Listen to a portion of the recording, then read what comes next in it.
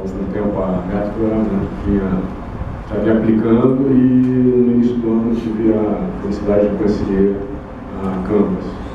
E percebi que havia essa convergência, porque Canvas é essa questão de ser colaborativo, de ser um modelo que trabalha basicamente um mapa mental de projetos. Então, para planejar, consegue planejamento, ela pode ser usada de forma simplificada, principalmente para quando você apresenta, quer envolver os patrocinadores, quer envolver as partes interessadas.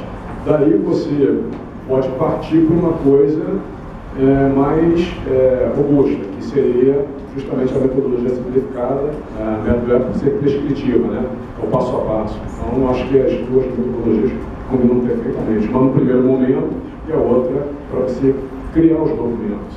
Acho que esse casamento é perfeito.